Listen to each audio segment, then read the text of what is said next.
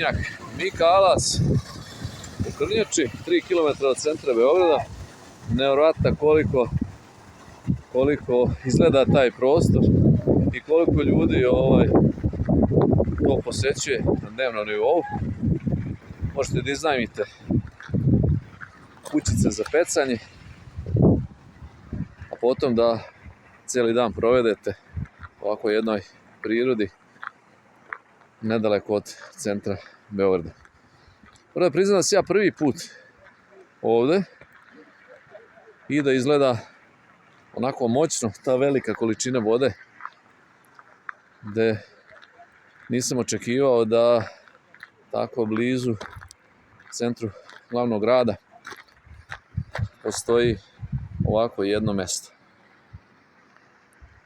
za odmor i za porodični provod celog dana. Još ko voli pecanje, odlično.